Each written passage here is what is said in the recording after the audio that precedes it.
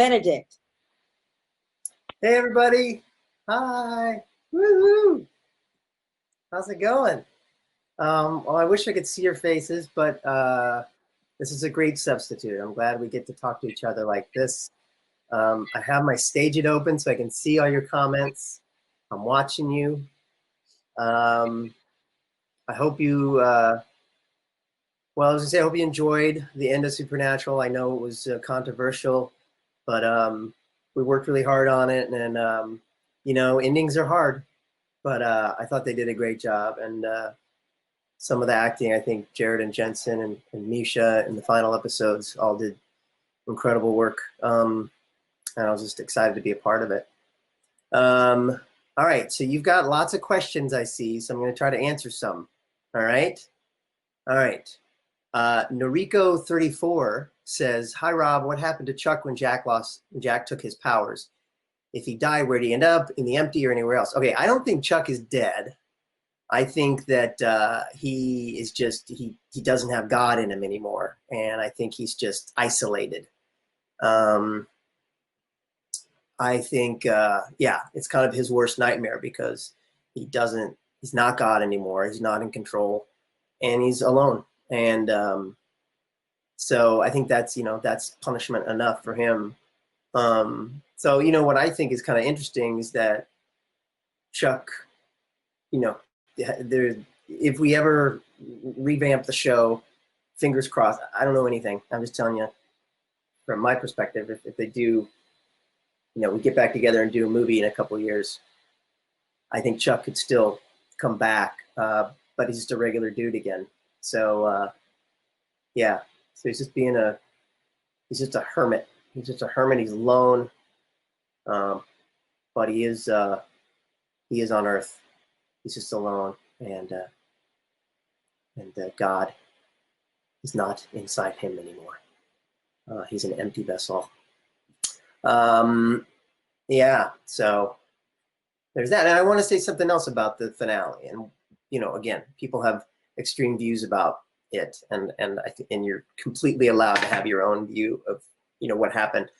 I just want to remind you that in the finale was the first time that Chuck was not writing the story.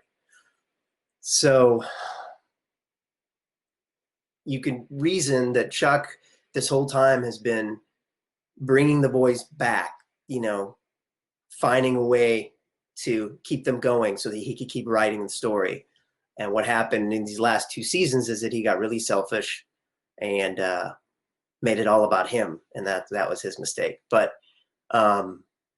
yeah, so it was the first time where, you know, yeah, they're just on a random, you know, hunt like they always do, and Dean has that unfortunate thing happen where he dies, and that unfortunate thing happened like death. But you know, there's no evil writer in charge going to, oh, no, we're going to save him from that and keep him going because I want to keep manipulating him. So to me, that was sort of in essence what was happening there. So in a way, you know, Chuck kept them going because he wanted the story to keep going until he didn't anymore. All right, REB17, Grab17, Rebecca. Hi, Rob, I'm Rebecca. Did you find Chuck's ending fitting considering he disliked humanity? Well, yeah, I mean, I thought it was fitting because he just got too wrapped up and he thought he was trying to manipulate everything until the very end. And he wanted the ending to be this grand thing, you know, and, you know, he so enjoyed Sam and Dean, and he enjoyed, you know, manipulating them, and he thought for a second that it would be this great ending would be to be killed by them, and they didn't. So, you know, like I said, just being left alone by himself without any powers was an appropriate ending for him. But yeah, you know, in terms of disliking humanity, yeah, I wouldn't say he he just was like disgusted, I guess, by his creations, is what he said. But I think he got a little bit just egomaniacal and and that was his downfall. Um, yeah, hopefully there'll be time for redemption for Chuck. That's what I hope. I hope hopefully, if this franchise finds a way to come back together and make some kind of TV movie or something, I would love there to be a Chuck to be there to come back in the story in some way as just a human being. I'd like him to be that human being he was when he was like hoarding toilet paper. I want that Chuck back. So we could have that Chuck back. I think everybody would be okay with that. Okay, Mila Trancy. Hi, Rob. I'm Mila, an actress as well. Thank you for your work and your music. How did you prepare yourself to play this huge character? Hi, Mila. Happy that you're an actress. Good luck to you. Keep at it. Go artists. How did I prepare myself to play this huge character? Yeah, it's, the Chuck went through so many changes from just being a prophet and thinking he was just this lowly writer writing these trashy books, and then finding out he was a prophet, and then come to find out he's God. So it went through all these transformations for me as an actor, because even if you believe Chuck knew all along he was God, which maybe he did, I certainly didn't. I found out he was God at the end of season 5 when everybody else did. And so, yeah, so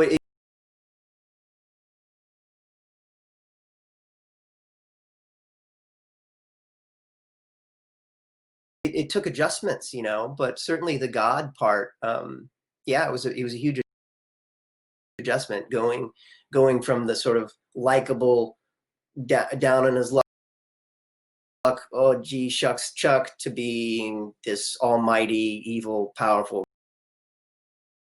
guy. It was this, and trying to sort of still keep those making sense in the same person. So it was a lot of work, and but it was fun. It was really fun, really. And when I got to play evil Chuck this last year, as much as I know people did not like me, it was still, as an actor, it was fun to play. Yeah, so it was cool. I have a funny story. At the end of last season, it was right when the evil Chuck sort of started to come out, end of season 14, and I had that scene where I broke the guitar, and I like was sharp with Jensen. I can't remember if I said enough or stop or something like that, and it was coming out kind of like weird, like enough, and like still that other Chuck. And so I said to Jensen, I was like, I feel like I'm not getting it yet. And he was like, well, just say it like I'd say it. I was like, okay. So I went full Dean on that line. I was like, enough. And I was like, oh, there it is. So evil Chuck was channeled a little bit by Angry Dean. So there's that. Let's see. Ebba has a question. Hi, Rob. I'm Ebba. Huge fan. Thank you, Ebba. Can you tell us a bit about the podcast, about how the podcast is done? Any guests coming up? Jared, question mark. So yeah, we have talked to Jared. Jared wants to do it, and of course we've wanted Jared since the beginning. He's an incredibly busy man who's got a brand new TV show he's working on that he's also producing, which and so yeah, we're just trying to get Walker to have the time, trying to get an hour to do it. So we're just working it out with him, finding the right time. We'll have him, we'll have Misha, all your favorites. And we really, we're going to, our idea about our podcast, and for those of you who don't know, Richard Spate and I do a podcast, Kings of Con, the podcast. And we release a show every week. And then if we're, which you can listen to wherever you listen to podcasts. And then on Patreon, Patreon, we have this like VIP group that if you join this for like $10 a month, you get these special, you get the video of every podcast, and Rich and I do like private little Monday morning check-ins, and we release some extra stuff. It's it's fun. It's something that we just decided to do in lockdown, and it's kind of grown into this sort of bigger thing.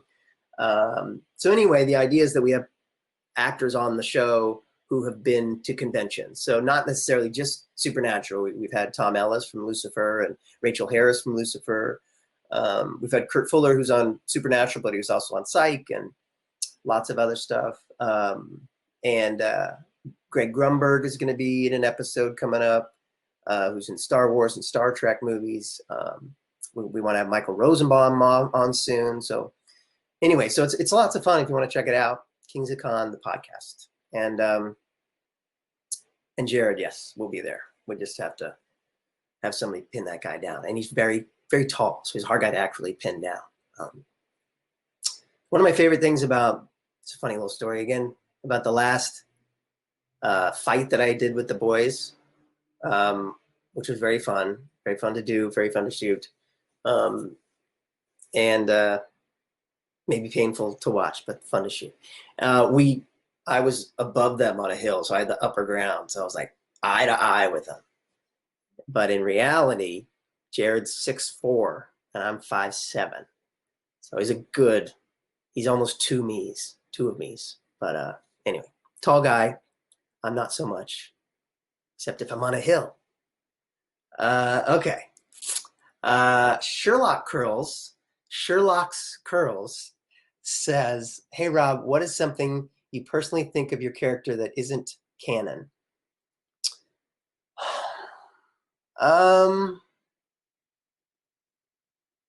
Well, I guess I'll tell you this. I mean, this is never really acknowledged other than, oh, maybe it is. I don't know. I think my character is Eric Kripke. I think that my character, the original purpose behind him is that he's Eric Kripke. And when Eric was still writing for the show, of course, Eric, who now has created The Boys on Amazon and gone on and working on other stuff, but his last episode was Swan Song, the final episode of season 5, and that's when he kind of revealed that I was God, and I had kind of a love letter to the show, and I'm at a typewriter, I'm typing it out, so it's very clear that that's what I'm writing. And obviously Chuck was always the person who wrote the books that became the show. So I don't know, whenever I got stuck on a line or on why I would say something or do something when I was God, I would just think back to the fact that I'm a writer. I'm the writer who's writing the show. I'm God in the sense that I'm creating the show. Eric Kripke was the God of Supernatural because he conceived Supernatural, and he created Sam and Dean.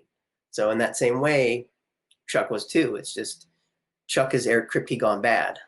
Eric Kripke getting a little bit too much, making it more about himself. So, and that's what happened with Chuck. But that's what I always go back. It's not. I don't go back to the Bible. I go more back to like this metaphor of Chuck being the writer of the show,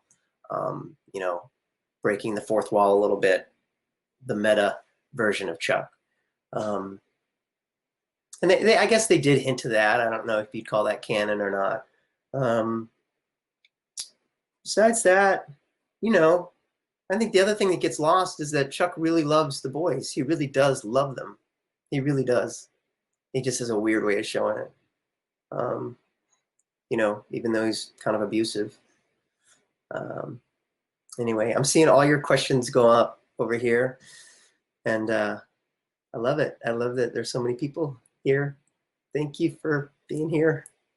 And anyway, okay, so SPXCEDUST, Spixie Dust.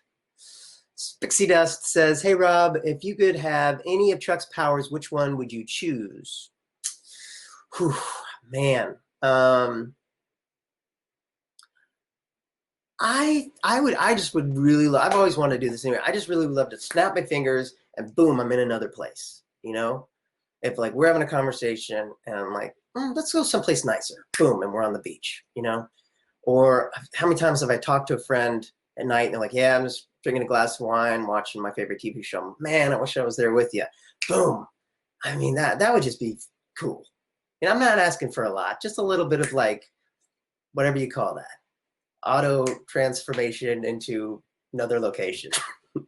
That's just the scientific term. Yeah, I guess it would be that. I like that. I also wonder how Chuck knows in his mind. Sometimes he snaps his fingers and he changes locations. But sometimes he snaps his fingers and people die. So I don't know how he must be a different type of snap. I never really figured that out, but I just thought it. Thank you for the question, Spixie Dust.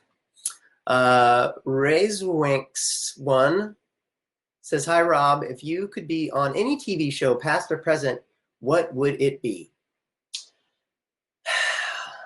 If I could be on any TV show, past or present, what would it be? I think it would be, let's see. I would love to have been in Cheers. I would love to have been in MASH. I would love to have been in Game of Thrones. I'd love to have been one of the friends in Friends. It would have been fun to be on The Office. Breaking Bad. That would have been great to be Breaking Bad. I actually auditioned for Breaking Bad. But yeah. Yeah, it was, yeah, but yeah, I would love to have been on that show. And yeah, well, there's about 5 for you. Thanks for the question. Hunter Life SPN. Hunter Life SPN says, hello, my name is Victoria. Question is, do you have any favorite food? Which one? Well, I like popcorn. I really, really, really like popcorn. It's not a full meal, but it's just the best snack ever. I recently bought a popcorn popper, like the old-timey popcorn popper where you put it into the thing and you put the oil in and then it, until it goes like a movie-style popcorn popper, and it's really awesome. And I literally will make that and just keep it full, and then you turn the light on and it kind of reheats it. It lasts about 3 days. It's awesome. So I love popcorn. A lot of people know this. I like corn nuts. They're really bad for your teeth, but they're just so yummy. I like things that just sort of keep my mouth going. I mean, popcorn doesn't really taste like anything. It tastes like the salt that's on it, but man, I do love it. I like pretzels a lot too. I like shrimp, like all sorts of shrimp dishes. When I grew up, you know, we didn't have a lot of money, and I grew up in Missouri, and we, like, when you'd have shrimp for dinner, that was like fancy. That was fancy food. You'd go to Red Lobster, eat for like Shrimp Fest, and you get shrimp. So I still had that in my brain, that shrimp is like, ooh, fancy. It's a fancy night out. I'm having shrimp. All my friends know that, so they send me pictures of their shrimp dinners a lot. But you gotta be careful with shrimp. You could OD on shrimp. You could have, not like seriously OD and die, but like it is possible to have too much shrimp. So sometimes I have too much and then it's gotta like just go back to the popcorn for a little bit, let it wear off, and then I'm back. Wingtrap says, morning from Australia. How is it working with Rich as a director? Well, good morning, Wingtrap from Australia. Thank you for being with us. Rich is awesome. Rich is great. I really like, and I'm not just saying this because he's my friend, but he's a great director. What all the actors really like about him as a director is that he's an actor, so he's an actor's director. In that he knows how to talk to us, and he knows how to, you know, get the right performance. You know, some directors are really good at like setting up the shot, or telling the story through a series of shots, you know, orchestrating a scene through that. Rich is good at that, but he's also really good at just talking to the actors. And so he'll come up with, you know, fun thing. Ooh, try it this way this time. That was great, but try it this way. Or, you know, he'll yell things out. When we did Kings of Con and he directed that, he could just yell things out in the middle of the scene, because we'd improv sometimes. Like, you know, he'd come up with something funny that a character should say, like, say this, you know. And so it's a really fun way to work. And then I got to work with them twice on Supernatural, and my only complaint is that I didn't get enough, because both of those episodes I didn't have a ton to do. But yeah, he's great. It's very gratifying working with Rich.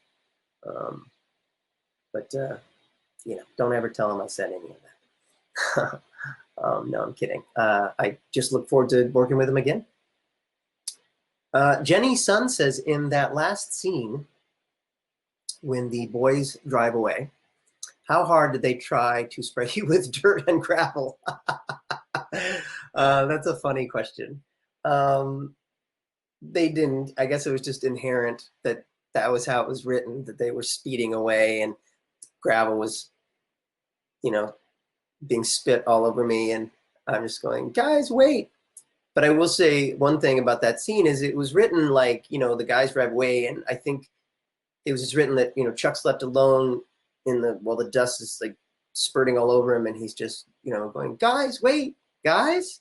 It's kind of like that. And I kind of found something on the day when I did it that I didn't, that was not, I don't think, there originally, which was just sort of this real panic and sadness for Chuck.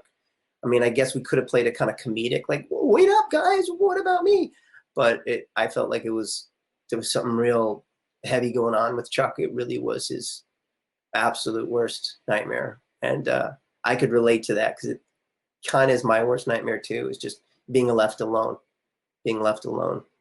So that's what I went with. I feel like I've been talking so much. I'm not used to this. How's everybody doing? Are you guys doing okay? I love seeing all your questions. Hi, everybody. Where are you in the world? Real quick, like type out where you are. I'll wait because there's a delay. But where are you in the world? Happy birthday. Happy birthday if it's your birthday today. Happy birthday from Chuck.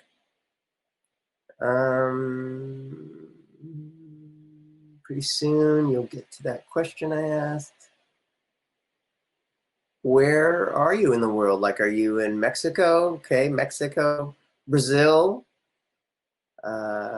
Virginia, England. There it is. Colorado, Russia, Germany, San Diego, Europe, India, Mexico, Myrtle Beach, Virginia, Chicago, UK, Russia, Italy, UK, Illinois, California, Fresno.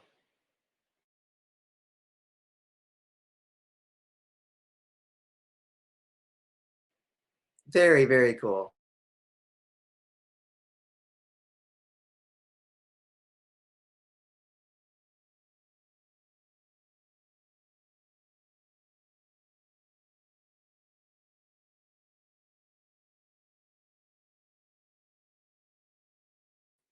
Oh boy, am I back?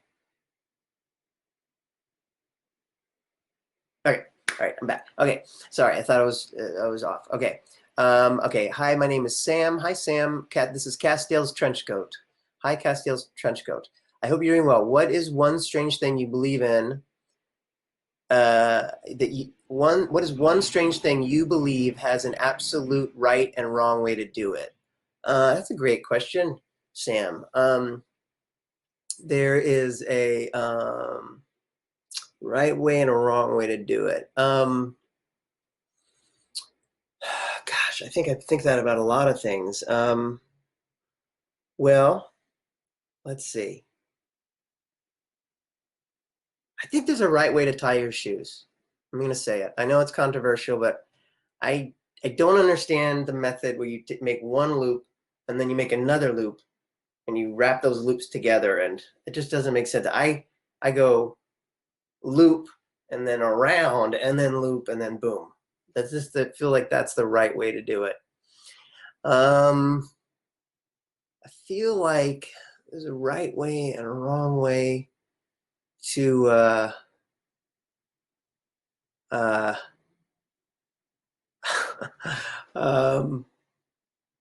to eat eggs. I don't feel like you should eat eggs with ketchup. I'm sorry.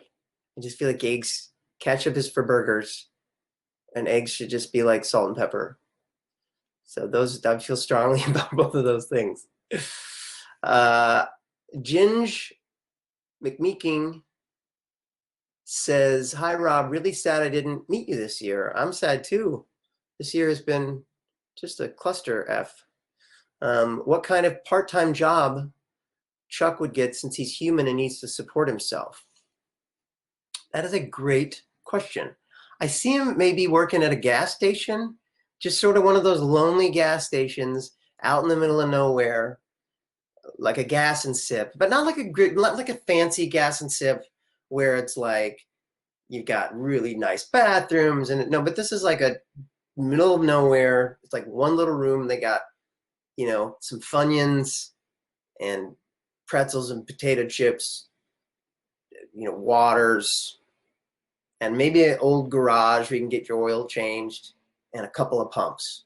Nobody ever goes there. It's out in the middle of nowhere, but he's working out there. And yeah, I think he's probably reading some books and just spending a lot of time in isolation.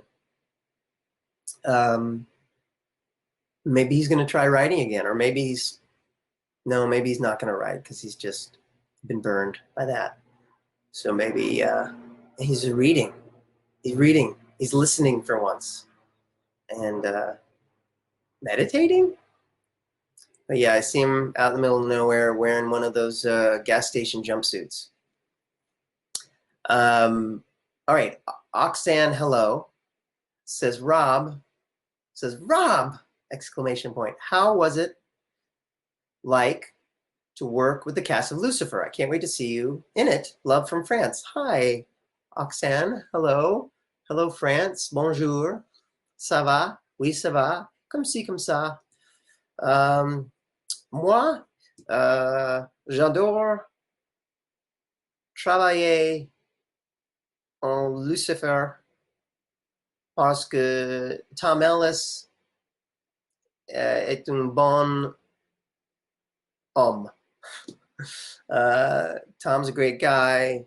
Really loved working on Lucifer. My first episode is the last episode of the season that's on Netflix now, but they have not released it yet.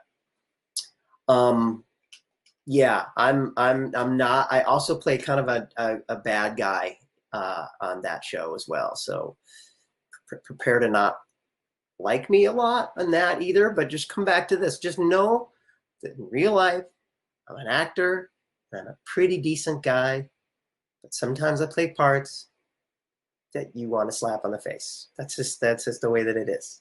I get a lot of things on Twitter where people are like, F you, Rob, or F you, Chuck. Most people say, I like you, Rob, but I hate Chuck, which I can respect that. Even though, like, I love Chuck because I played Chuck, but I know he's a bad dude. I mean, I know he went against the protagonist of Supernatural, and that was bad. But I do think there is some good in him somewhere.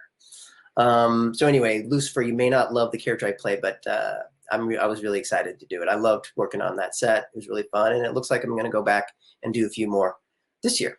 So yeah, I'm looking forward to that. Really excited. Hi, Rob. I'm Sarah. Hi, Sarah. This is S2OLA _20. Do you enjoy playing a villain or a good guy more? Also, any acting tips? Much love. Hi, Sarah, and much love back to you. Yeah, that's a good question to come after that last question, which is that it's really fun to play a bad guy because I'm not a bad guy in real life. So it's like you're getting permission to be someone that you're not, which is why we get into acting in the first place, right? What I love about acting is it gives you this freedom to embody a person that you may not already be. Certainly there's some roles I play that are a little more like me. I always said that when Chuck began in season 4, it was a little bit more like me. I'm a little more like the Chuck in the episode The End where I'm hoarding toilet paper. Like I'm a little bit more like that. Certainly more like that than I was season 15 Chuck. But that's what I love about it. So it's juicy and fun to play the villain. I always love watching, I think Mark Shepard and Mark Pellegrino did such a good job of embodying those roles, because and they did give you such great lines to say. So that part of it was really fun. I don't love being universally hated by fans, but yeah, no, I do like playing those roles. It's fun. I wouldn't say I'd rather play a villain. I just like playing eccentric people that are just not normal. Something's a little bit off about them, and I do find myself playing those roles a lot. And acting tips, it's. I mean, one thing I would say is just that, like, do the work that you can to prepare to learn how to lose yourself in a role, to look at it like that, like someone's giving you the keys to the car. And in this one instance, it's okay. It's okay to crash. It's okay to fail. Just try it out. Just let yourself be loose enough to try anything. And the worst thing that can happen is you're like, that wasn't right. And then you try it again. But that's what can be so freeing about being an actor, is you can play these roles and do these things. I mean, a very basic example is, like, I'd never lay a hand on Jensen or Jared in real life. A, they're two of my best friends, but B, they're much bigger than me and they could kick my ass. So, but in the show, I was, I had the ability to be tougher than them, to be more powerful than them. And as funny as that is, it's actually very serious too. Like that Chuck did have that power. So, to play that character, that when Jensen as Dean comes up to me and says something threatening, like, Rob as Chuck is not worried about that, even though Rob in real life would be like, hey dude, what's going on? Rob as Chuck has the freedom to be like, I'm not bothered by that. So it's kind of fun to put those pants on for a day. Anyway, I hope that helps in some way. There's just the freedom in it, in real life, I'm a pretty neurotic, sensitive guy. But as an actor, you're getting permission to be free, be who you want to be, or be who you normally aren't, but you're given permission to be someone that you're not. Leanne says, what new habits have you picked up during quarantine? Well, let's see. I drink a lot more. Not like to the level where, like, you should be worried about me, but certainly I like to have a drink, and it's just I have the time to do it now. But the good habits I've developed are that I'm writing a lot. I've written maybe 40 songs in lockdown. Writing a screenplay right now with Rich, and lots of other fun stuff. So that's good. And I've started a podcast that I told you about just now. So there's that. Samora from Texas says, hi, Rob. My name is Sarah. Oh, Sarah Mora. Hi, Rob. My name's Sarah. What was your favorite Chuck line? That's a good question, Sarah. Hi, Sarah from Texas. My favorite Chuck line. Well, can I give you a couple?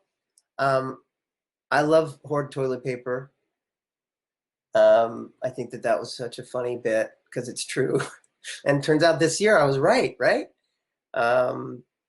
When the end is near, hoard toilet paper because you're going to need it. Hoard it like it's made of gold. I thought that was a funny line. I always thought, too, in my very first episode, that when he busts through the door and he says, I am the Prophet Chuck. I always thought that was really funny. I am the Prophet Chuck was funny to me. And I kind of liked at in the episode, Don't Call Me Shirley, like after I sing Fare Thee Well. And then I finally meet the boys again for the first time as God, season 11. And I say, maybe we should talk, or I think we should talk. That was kind of a cool moment as well. All right.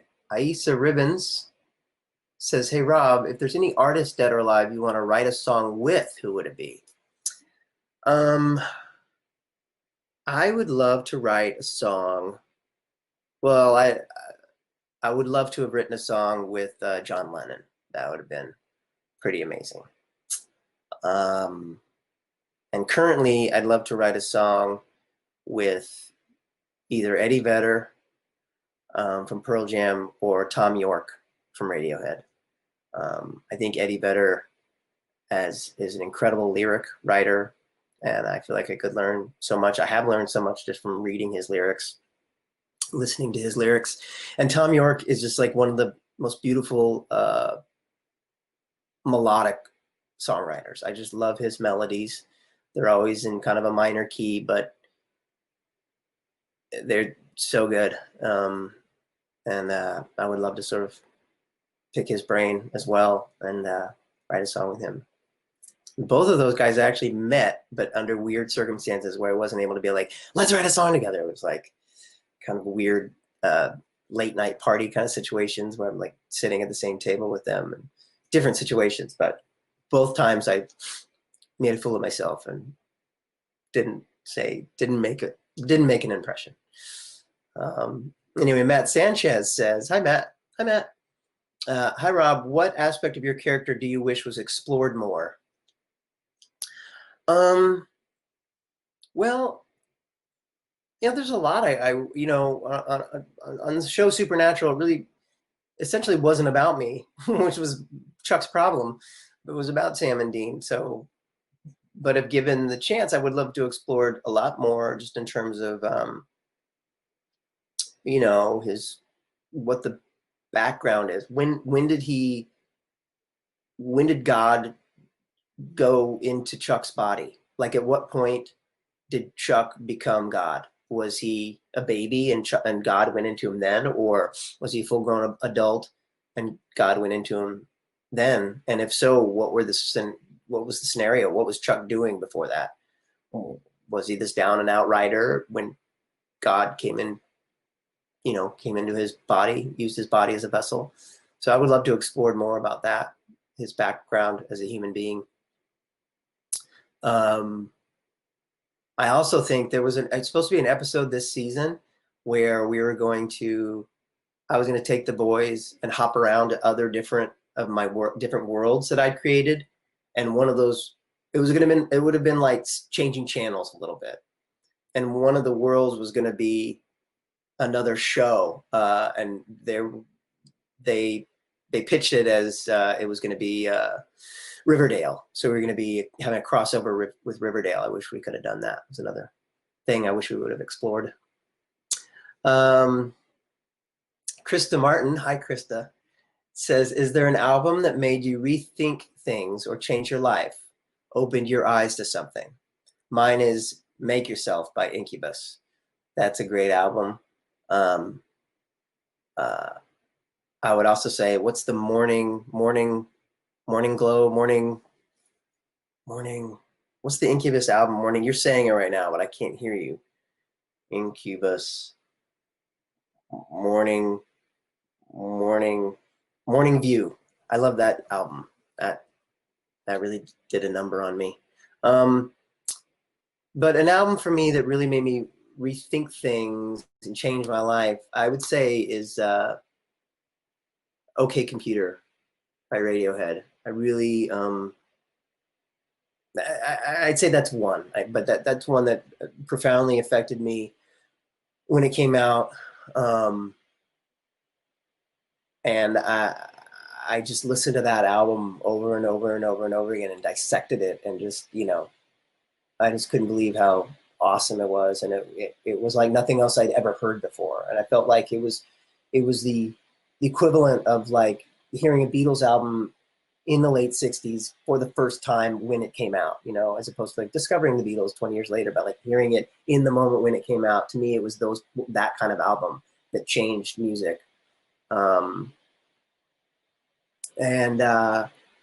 Yeah, besides that, there was, something about the early grunge revolution that I loved. I mean, hearing 10 for the first time, the Pearl Jam album 10, hearing Nirvana Nevermind for the first time.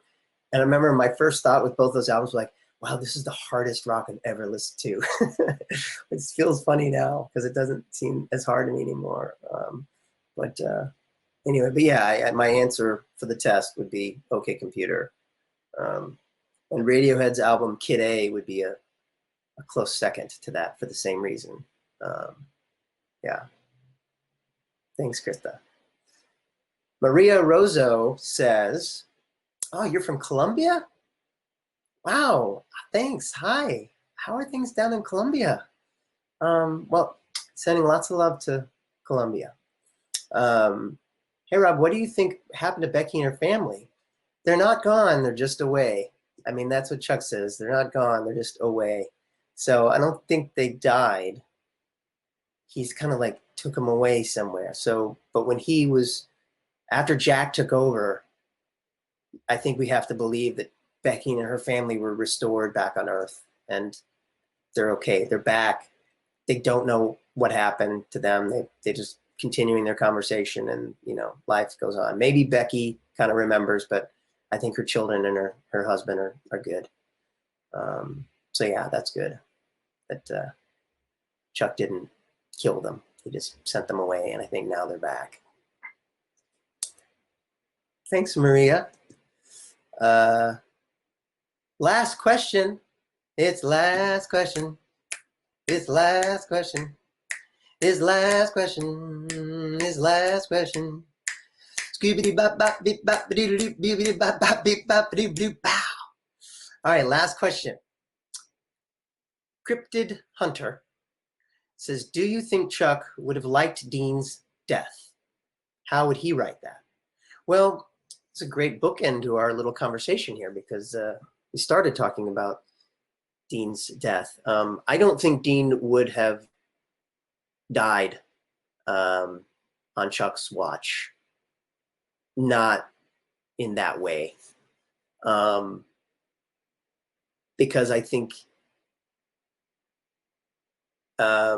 he just wanted something. He wanted something dramatic and big and something to take your breath away. Something that gets that's award worthy. And I think the point of Dean's death, and why I think it was appropriate and well written, is that the point is that it's just another Tuesday for those guys. It's just life carrying on after Chuck.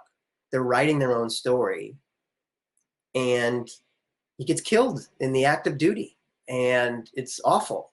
And the brothers have to say goodbye to each other. It's so sad. The point is, I think Chuck was manipulating it so much. He wanted this big thing, and he wanted to be involved, and he wanted this huge thing and some grandiose thing, and it wasn't that. So I think Chuck is so egotistical that he wanted it to be this big, huge thing that involved him, and so taking him out of the picture, it's just another day for those boys, and he got killed in the act of duty, and you don't have there's no angels or even like Rowena or anybody to come and save them and miraculously save them. They're just human beings, and anyway, endings are hard, right? But I think it was really well done, and I think I like that they wound up together at the end in heaven, and I just love the acting that they did. I thought they were both brilliant in that scene. So, well, guys, apparently I have to go now. I see your questions. I love you so much. Thank you so much. Come to a convention in 2021, 2022. We're not going anywhere. We're going to keep doing them. So when this COVID thing is over, which it will be, we'll see each other again. And I can't wait. I can't wait to see you both all in person. Sending you so much love. Thank you so much. I'll see you later. Bye.